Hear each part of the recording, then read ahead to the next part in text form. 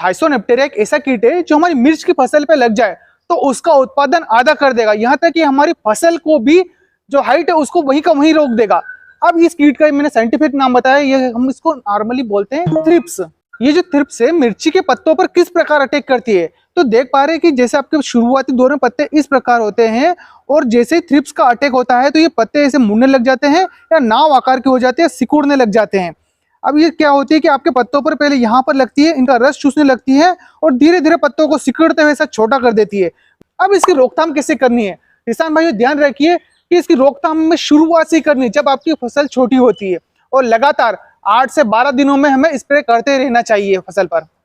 किसान भाइयों आपकी मिर्च की फसल पर यदि हल्की थ्रिप्स लगी है तो उस समय पे आप कॉन्टेक्ट या जिसे हम स्पर्शी बोलते हैं इस प्रकार के कीटनाशक का इस्तेमाल कर सकते हैं।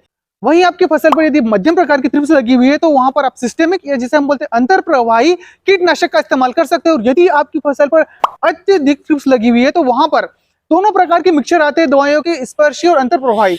इस प्रकार के अगर जो कीटनाशक का इस्तेमाल करेंगे तो थ्रिप्स का काफी अच्छा कंट्रोल होगा। अब किसान भाई जान लेते हैं कि हम कुछ थ्रिप्स कंट्रोल करने वाली दवाई के बारे में जिससे हमारे फसल पर थ्रिप्स आसानी से कंट्रोल हो जाएगी। यदि आपकी फसल पर हल्की थ्रिप्स लगी हुई है तो उस समय पे शुरुआती दौर में आप 50% प्रोफिनोफास का इस्तेमाल करते हैं, जिसे प्रति 15 लीटर पंप में आपको 30 ml से 35 ml लेना है, तो आपके थ्रिप्स कंट्रोल होती रहेगी। पर किसान भाई मैं जो दवाई बता रहा हूँ आपको इंटरवल में लगातार डालते ही रहने से 8 से 12 दिन हो गए।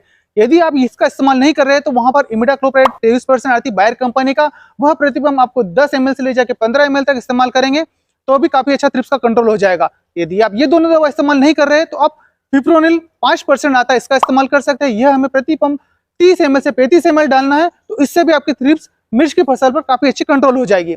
अब आगे बात करते हैं यदि मध्यम प्रकार की थ्रिप्स है तो आपको यहाँ पर 2 कॉम्बिनेशन का इस्तेमाल करना होगा। जैसे कि मैंने आपको बताया था कि प्रोफिनोफास होगा, इसके साथ में आप इमिडाक्लोप्रिड दोनों का मिक्सचर कर सकते हैं। यदि ये करते हैं तो थ्रिप्स आपकी कंट्रोल हो जाएगी।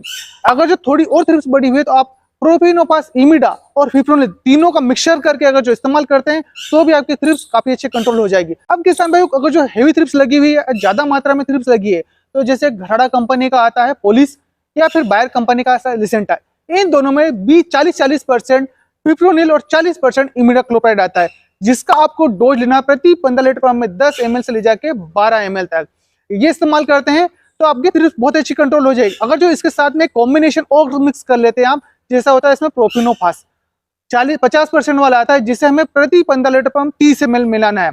मैंने ये कॉम्बिनेशन बताया, अगर जो इसका इस्तेमाल करते हैं आप तो आपकी थ्रिप्स बहुत अच्छी कंट्रोल हो जाएगी। किसान भाइयों ध्यान रखिए कि हमें पानी की उचित मात्रा जरूर देना है। प्रति 1 एकड़ की बात करें तो 160 से 170 लीटर जरूर देवे। क्या होगा कि पानी अगर जो आप पर्याप्त देंगे तो पौधे में जैसे पर्याप्त पानी जाएगा तो थ्रिप्स पे काफी अच्छा कंट्रोल देखने को मिलेगा।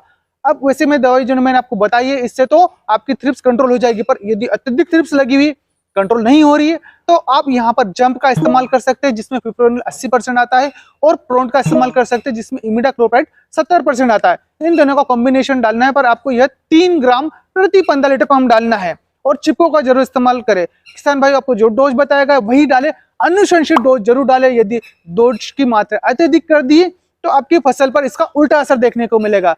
तात्पर्य यह है कि आपकी फसल सूखने लग जाएगी। तो किसान भाई जानकारी आपको कैसे लगी कमेंट कर जरूर बताएं। वीडियो अच्छा लगे तो अपने और किसान मित्रों से साझा करना ना भूले। धन्यवाद।